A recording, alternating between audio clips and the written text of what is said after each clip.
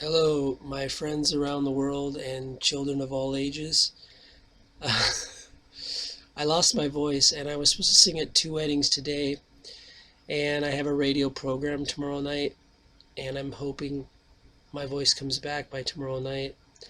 Why am I reading one of my writings when I lost my voice? Um, because I think sometimes you lose your voice because you're afraid to speak your truths.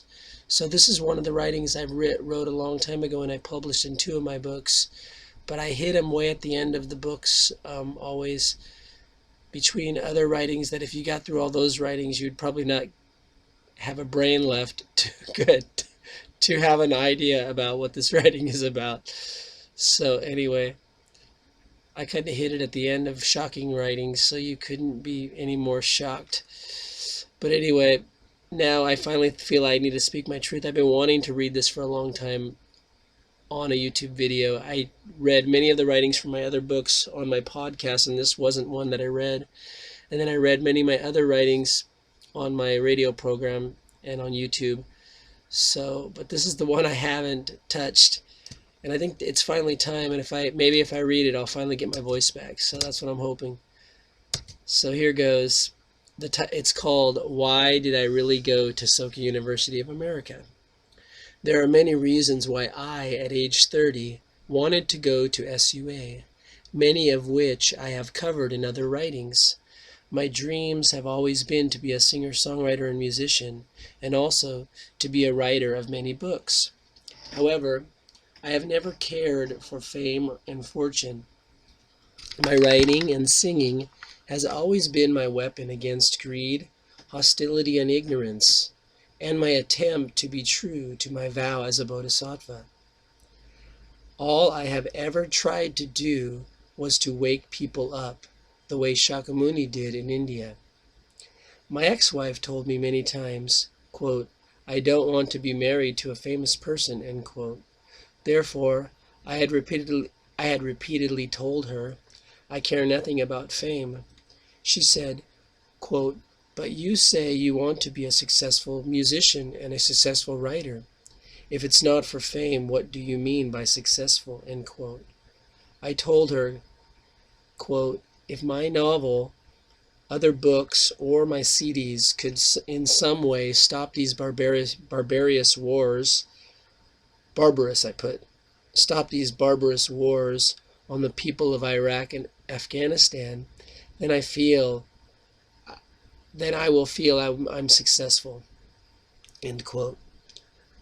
I have also tried with my music to do as my mentor Daisaku Ikeda asked, to, quote, "transcend vanity as well as musical techniques and ability, and to, quote, inspire people to attain their human revolution," end quote. Those are both quotes from the President Ikeda's Precepts for Brass Band, which I read over and over when I was a young kid, and which the reason why I wanted to become a musician and a singer-songwriter. At the time that SUA was being built in Orange County, California, I was an SGI-USA area Young Men's Division, which is YMD, leader, and also an SGI-USA Vice Regional leader, both in Orange County, California, where SUA was built. On top of my many youth division leadership responsibilities and working full-time in banking sales, I was playing in a band every weekend. I was attending night school, and I was writing a novel. I was also in about 6 different progressive organizations in Los Angeles and Orange County. Some of those, if I can remember, were the Fair Trade Network, the Hemp Council of Orange County, D2KLA, I can't remember all the ones. That was a long time ago. Anyway, I was in many progressive organizations and I was very busy. Okay, in 1999, party like it's 1999, the SUA kicked off its, quote, Victory Over Violence, or VOV campaign in the US, and I threw my life into it. I was happy that the VOV manual made by youths in Los Angeles included a list of just how many countries the US has bombed, and it was over 50 in its history, and how not one of those countries became a democracy afterwards. This despite U.S. politicians having said that these bombing campaigns were supposedly to help the spread of democracy in other countries. I was also happy that the VOV promotional video included a campaign to end child labor and the example of people who stood up for social justice. Sorry, along with my voice being gone, I can't even speak. I should take a drink. And what do you know? I ran out of tea. Okay, I'm trying to hydrate myself, but I keep getting more dehydrated as I try to hydrate myself. Okay.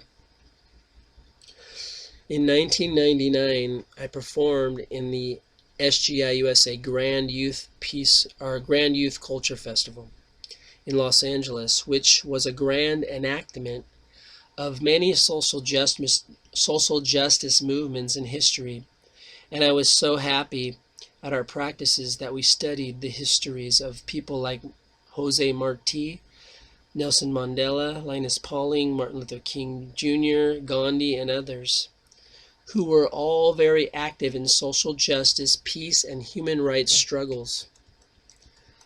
At this time, 1999, the U.S. government under Clinton was bombing schools, hospitals, television stations, bridges, power plants, foreign embassies, electric power grids, food storage plants, fleeing refugees, and the entire civilian infrastructure of the Federal Republic of Yugoslavia, where my grandparents were born. Okay. In addition to this, the U.S. was waging a genocidal sanction program on the people of Iraq, which had killed upwards of 500,000 children over a 7-year period. To top it off, though unreported in the U.S. corporate media, the U.S. was continuing a 10-year-long weekly bombing campaign on so-called military targets in Iraq. Some of those military targets were water processing facilities, food plants, basically the whole infrastructure of the civilians of Iraq was called military targets at the time, and it wasn't reported at all in the media, which was devastating the social infrastructure of that country. Therefore, after VOV meetings, I would take some of my youth members to protest rallies against these immoral, unjust, and illegal actions of the U.S. government. It was illegal because the U.S. government did not declare war, but they were bombing weekly in an undeclared war, which is against the Constitution. It's illegal both in international law and public law and in U.S. law. Okay, and I would give out flyers to the many people at these protest marches and rallies explaining the SGI-USA's victory over violence activities and a play about Linus Pauling's life that was being put on by SGI-USA youth members in California. At times, I would give talks at some of these anti-war rallies, and I would say I was from the SGI-USA, usually not saying I was a youth leader. And I would tell the attendees that SGI-USA was now having a Victory Over Violence campaign, which I would encourage them to come and be part of. At this time in the U.S., or at this time in the SGI-USA, we were talking a lot about the power of one. So at district meetings throughout Orange County, I would play a video created by the School of the Americas Watch, otherwise known as SOAW, about the history of a growing protest movement against the U.S. Army School of the Americas, led by one courageous man, Father Roy Bourgeois.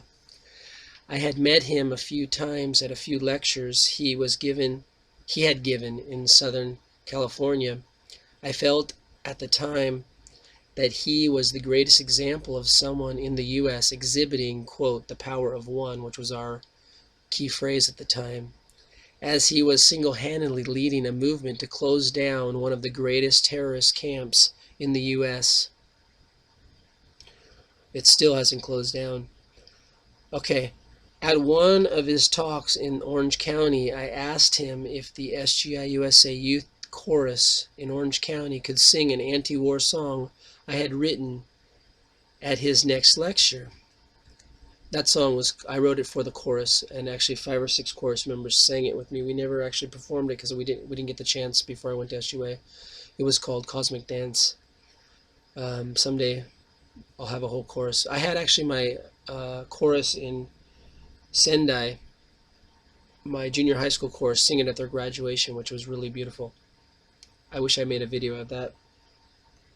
I also invited Blaise Bompain from the Office of the Americas, a human rights organization based in Los Angeles, and a commentator on Pacifica Radio, to give a talk at the Santa Ana Community Center. He ended up not giving that talk, and the reason he didn't give that talk is he kept saying, "Is the SGI a cult?" And I said, "I don't know what a cult is. Can you please tell me what a cult is?" And knowing he's a minister of the gospel, I wanted to hear his take on what a cult was, because Christianity has long been a cult until it got too big to outlive the title. I guess a cult is when they're not big enough to be called a religion. They're called a cult until they become a religion. So I wanted to hear his take. So he said a cult is when one person is looked up to above everyone else. And I said, oh, kind of like Jesus Christ. And he didn't know what to say, and he said, "I'm sorry, I can't talk at your community center." But then, luckily, when I became a student at SUA, he did talk at SUA, and then he ended up talking at the Friendship Center up in LA. So I was glad. I was like 3 years ahead of my time before he would finally get over his thought that the SGI was a cult, which is a complete joke. Okay. And I love being on cult websites, because those websites are such fucking bullshit websites. Anyway, I'm going to go on. So he didn't speak then, but he later spoke. But I was the one who first got him to speak at got him to come to the idea. He was going to speak, and he was planned to speak, but he ended up canceling at the last moment. Anyway, he finally spoke at many community centers in the SGI, luckily. Okay. The more I got involved in the Victory Over Violence movement, the more the conservative leadership in SGI-USA Orange County and the SGI-USA national leadership began getting concerned. Their fear, they told me at the time, as they grilled me for hours in the back of the Santa Ana Community Center, was not that what I was saying was wrong, because they couldn't claim anything I was saying was wrong, or that what I was saying was incorrect, same thing, but that SGI-USA was too small and it could not withstand the attacks that would come down upon it if we became, quote, politically active. And I wasn't being politically active. I was being a bodhisattva, which we'll talk about later. But they called it being politically active because that's the one way of silencing people. Okay, they said I could not say in public I was from the SGI at political rallies because my views were not necessarily the views of SGI-USA, and they did say that, not necessarily, because they didn't want to say they weren't. Okay, therefore I decided to lay low for a little while, and I started writing long letters which I would fax from the regional SGI-USA office fax machine directly to SGI headquarters in Shinanomachi, Tokyo, to SGI president, the founder of Soka University, Daisaku Ikeda. In them, I asked Daisaku Ikeda, quote, "Are we supposed to study the great revolutionary activities of people like Gandhi and Martin Luther King Jr. and admire them in words, but not be involved in the struggles they were involved in," end quote.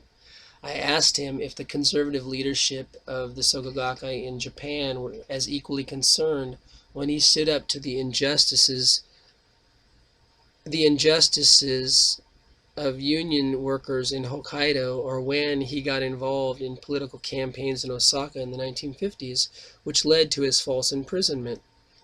I asked him if he was ever worried that the Soka Gakkai was too weak at the time to stand up to the criticism his activism as a youth leader would bring upon the Soka Gakkai. I further asked him, quote, "In your great poem entitled To My Young American Friends, you write, 'Faith is to fear nothing, to stand unswayed, the power to surmount any obstacles,' end quote. What did you really mean by this?" Of course, I knew what he meant by this, but of course my other youth leaders who were grilling me didn't have any idea what it meant to fear nothing because they were chicken shits. Anyway, I never expected a personal letter back from Daisaku Ikeda, and I knew I would find the answer to my inquiries in his future writings. However, to my surprise, every time after I wrote a letter to Daisaku Ikeda, the SGI-USA World Tribune would have a new writing by Daisaku Ikeda that addressed all of my concerns. I was really blown away. Every one of the World Tribunes, every letter I wrote him was exactly what I asked him. He was boom, boom, boom, right on. And I was just like, okay, these are personal letters to me, even though everything he writes goes in one ear and one out the other ear for most people. They're like, he's saying good stuff. It sounds really good. Yep, yep, yep, yep, yep. But they're not like digesting it. He's actually saying stand up and take charge, but everyone's like trying to find a leader to follow. Anyway, he is the greatest leader that will ever be on this planet until you wake up and be that leader that you're waiting to find. Okay. In his many writings at the time, Daisaku Ikeda wrote about how Martin Luther King Jr. and Gandhi received the same criticism about their activities for social justice. He also wrote that other leaders in King's congregation told King he was, quote, a religious leader, not a political leader, unquote, and that he should leave his sermons to talking about the gospel, not the struggle for equal rights and against the war in Vietnam. From Daisaku Ikeda's writings, it was very clear to me that one cannot separate the struggle for Kozen Rufu with the social struggles for human rights, environmental protection, human equality, human liberation, social justice, and peace. Any feeble attempt to do so is sheer hypocrisy. These are not political issues, but human and religious issues, as Daisaku Ikeda said in all of his writings at the time. Looking back now, even if one were to insist that these were political issues, as Daisaku Ikeda wrote, paraphrasing Gandhi in volume 20 of the New Human Revolution, quote, politics, too, should follow the path of truth taught by religion, and that religion that abhors politics is not deserving of the name. So either Soka Gakkai isn't following a religion, or Buddhism isn't a religion, or it doesn't deserve the name. But I do agree. Daisaku Ikeda once again says, or he quotes Gandhi, politics too should follow the path of truth taught by religion, and that religion that abhors politics is not deserving of the name. So what he was saying in that writing, after I wrote the long letter about these issues, he was saying, if you're not being politically active, then you can't even call yourself a bodhisattva, basically. But he was also saying all politics and all fields of reality is all under the law of Nam-myoho Renge-kyo, which is the law of life. So you can't possibly be a true Buddha unless you are involved in all fields of reality. Okay, which politics is one part of that. This is when I decided that I was not going to leave the construction of Soka University of America in the hands of people who wanted to turn President Ikeda's revolutionary vision into feel-good, wordy, meaningless concepts. I was not going to let the great ideals of Soka education be co-opted like I felt the VOV movement was, by feel-good, meaningless adoration for past revolutionaries, while ignoring the many revolutionaries that are alive today and discouraging more revolutionaries from being born. Now, I wrote a lot about this in my other writings, but I feel people idolize only dead revolutionaries, and the reason they do that and they put them up on pedestals is to say you'll never be like that, and if you be like that, we're gonna attack you too. So all these people who say, oh, there's so much behind Martin Luther King and there's so much behind Gandhi, they probably haven't even read half of their writings. There was 100 volumes of books of the writings of Gandhi, and if any of these people who say, oh, I support Gandhi and I support King, even knew half of what they were about, they would be freaking out, because they are only idolizing the small fragment of those people that they can see, because the public has allowed them to see, because they're still marginalized, even though they're put on slogans and campaign banners. And so is Daisaku Ikeda, which the Daisaku Ikeda, King Ikeda Daisaku, or what is it? Gandhi King Ikeda exhibit. I really think Gandhi and King don't even, they're on like second and third tiers, and Daisaku Ikeda is way up here if you really get into what he's all about. But you'll never get into what he's all about because you'll never realize he's you and you are him, unless you want to step into the true infinite being you are from time without beginning. Okay, go back to my writing. So they're always looking at people who are dead revolutionaries and saying, okay, these are great people because they're dead. That's what they did with that's what they did with Jesus. That's what they do with Nietzsche. And that's what they do. But anyone who's alive today, they'll attack because no, he isn't yet put on the pedestal of death. So there's a chance you can be like him, and they don't want that. So anyone who idolizes the dead revolutionaries while criticizing the current revolutionaries are ones that are complete morons. Okay, I think that's enough said. Here we go.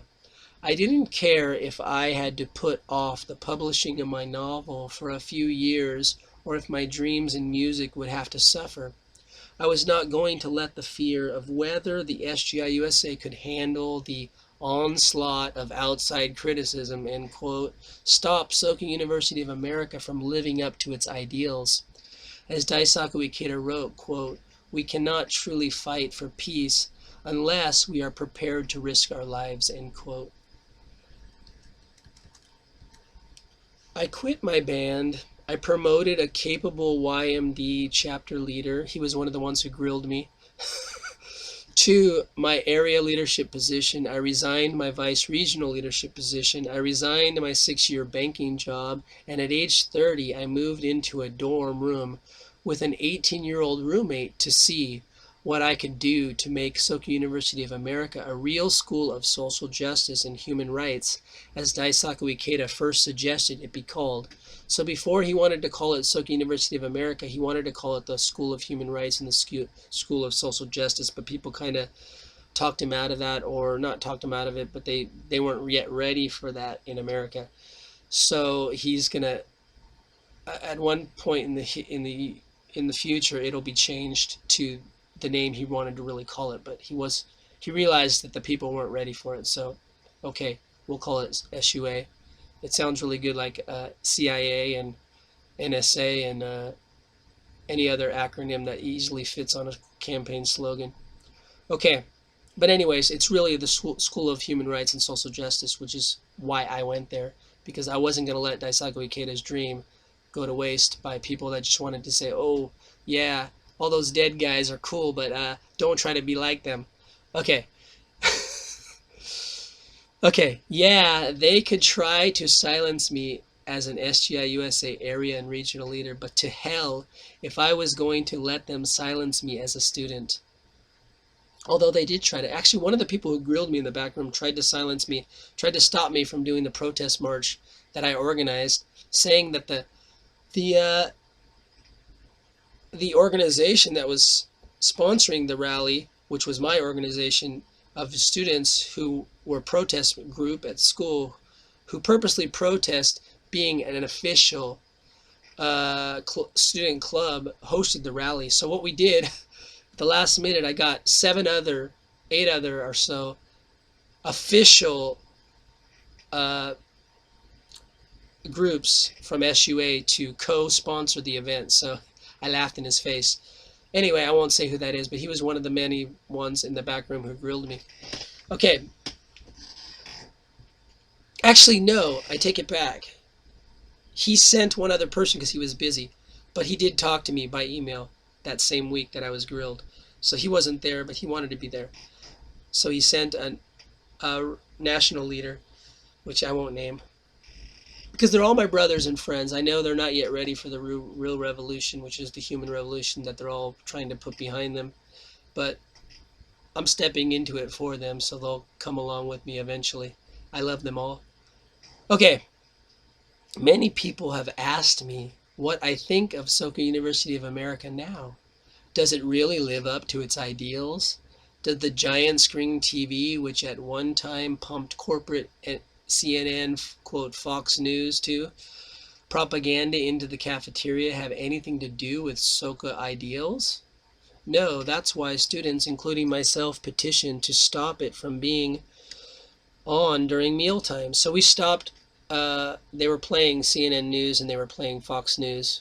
They were somehow thinking that was balanced. If they played Fox News, they played CNN, that was somehow the left and the right, which is a complete joke because CNN's on the far right and Fox News is on the far right. But anything on the left doesn't even get on the damn fucking TV. Okay. Anyway, enough of my cussing. Okay. Does having Killer Coke or PepsiCo sponsored student fun excursions to amusement parks so we are forced to house their toxic drinks on campus do anything to raise future world leaders? No, I tried to fight that one.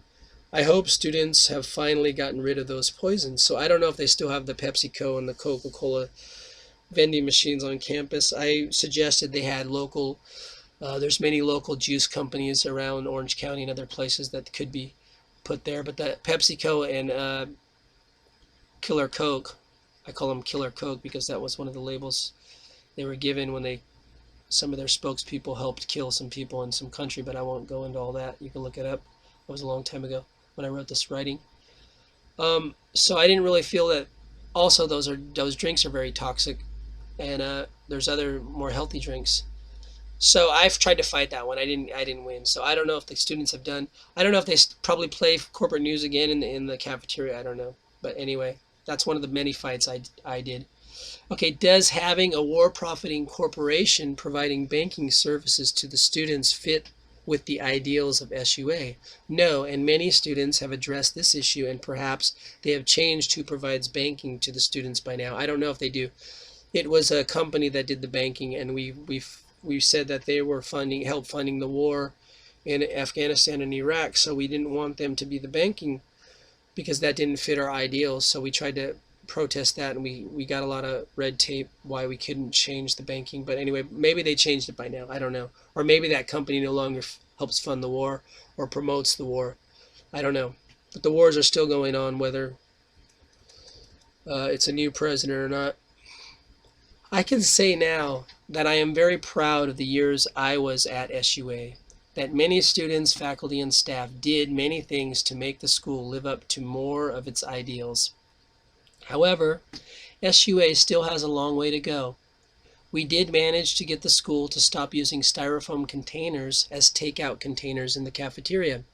SUA did add a fourth motto to its original 3 mottos, and the fourth motto was the creative existence of nature and humanity, which was part of the original plan, but it somehow got dumped before the school opened, and it was only 3 mottos, but they finally added the 4th motto back, which I think is essential, as we can't have human peace without respecting and being peaceful to the environment.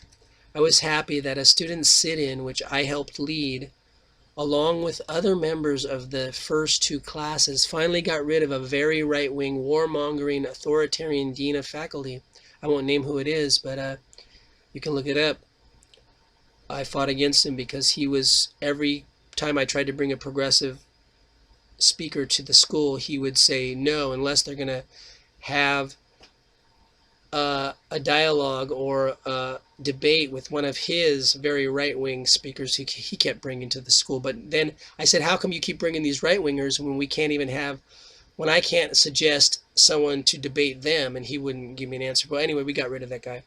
He did a lot of terrible shit, along with writing all this stuff supporting the war and being a dean of faculty at a peace institute, which is kind of ridiculous. Okay. And he was also, we finally got rid of a very right-wing, warmongering, authoritarian dean of faculty who was responsible for the unjust firing of many staff and faculty, and who was also responsible for a lot of the division between SGI faculty and non-SGI faculty. He was one of the reasons why there was a lot of people thinking SGI faculty were against non-SGI faculty, because he was an SGI, and he was using both sides as a divide and conquer technique so he can be on top of both sides. And I realized that very early on. He was the one behind all these things, and he was very much against both sides, and he just wanted to be on top. It's kind of like the U.S. was supporting Iraq and Iran during their hour-long war, bombing both sides, because that's how the U.S. does it. They always want to have two sides fighting each other so they can be on top, the same way this dean of faculty was. I'm proud that the march I organized led from Soka University's Founder Hall to Laguna Niguel Federal Building, the largest anti-war march in Orange County's history as of 2003, and at the time the largest media-covered event of any event in SUA's history. It was covered in 5 major newspapers, and I have all of copies of that. If anyone wants to see that, I'll put them up online. Anyway, now there's probably been bigger events since then, but at the time, 2003, this was the largest event in all of Soka history. Finally gave the youth leaders of SGI-USA the courage, for the first time in the World Tribune's history, to my knowledge anyway, it was the first time the SGI-USA leaders in all of SGI-USA, they did a full-page condemnation of Bush's planned war on the people of Iraq on the front page of the World Tribune. That was right after the march that they finally did that. So I think I was definitely an impetus for that, because a lot of those people who were on that committee that decided that were my best friends, and one of them was my faculty advisor. Okay, in that issue of the World Tribune was a 2-page centerfold spread of the pictures I sent of the SUA march and an article I wrote about the protest. This subsequently was the first article that I wrote which the World Tribune finally published, despite having written a few very well-researched op-ed pieces on Toda's call to ban all nuclear weapons, which I sent a few times to the World Tribune in the 1990s, yet never had any of them published. So that was the first time I sent many very well-documented, educated op-ed pieces, which they published other people's op-ed pieces, which weren't as revolutionary. But they didn't publish any of mine. But this was the first time they, right in the centerfold was my letter about the protest, which was kind of cool. There they tried to silence me as a youth leader, but they couldn't as a student, so that was kind of funny. Okay, there are so many things that SUA still has to change, like the continued use of throwaway wooden chopsticks, which are destroying many forests in China and elsewhere, just to name a few. I don't know, maybe they got rid of the throwaway chopsticks and they got washable chopsticks, which they should have from the beginning. I told them, and I tried to fight that one. If they're going to be fighting for the environment, they shouldn't be destroying the environment. Okay, in order that the school may live up to its ideals. In addition, yes, many of the luxuries that the students enjoy do more to hinder their growth as world citizens. Having the campus in a portable trailer in downtown South Central Los Angeles and having the students sleep on the street with homeless people would perhaps make them into better fighters for peace and social justice than having them housed in resort-like facilities where their every desire is fully satisfied. But we know that won't happen anytime soon. I have faith, however, that SUA is on the right track, and there are many great students, faculty, and staff who will help it become a more ideal school in the future. Everything great takes a struggle. I have no regret now that I took off 4 years to finally get my novel published, and that I waited until now to start spreading my music throughout the world, which has been my dream since I was about 10 years old. I pray that many more such people go to SUA to fight to make the school eventually live up to its ideals. I have heard that it was students protesting at Soka University in Japan that finally got the founder, Daisaku Ikeda, to be invited to the 3rd entrance ceremony of Soka University of Japan, after administration officials didn't invite him to the first 2 years' entrance ceremonies. I'm sure that is not the same reason why Daisaku Ikeda has not yet attended any of the entrance or graduation ceremonies of SUA thus far. It most likely has to do more with the many things that still need to be reformed, sorry. It most likely has to do more with the many things that still need to be reformed in SGI Japan, as I am now learning more and more about while living in Japan. There's so many things that need to be changed here that really, I don't think SUA students are ready for them to come anyway. But they're getting more and more ready every year. I was ready, but I don't think many other people were really ready. Okay, my hope is that if I have to stay in Japan, it is only because I have to help reform Soka Gakkai in Japan before Daisaku Ikeda can finally come to the US permanently. I hope I can, in my small way, be a part of that process. Thank you guys very much for listening to my writing. There's many other writings you can get on my podcast, which I'll put up soon. If you listen to my radio program, I read some of my writings sometimes there too, and I'm going to put up more and more videos. So please like and subscribe and share and do all the stuff you can do to help me get the word out. Peace out. I love you all.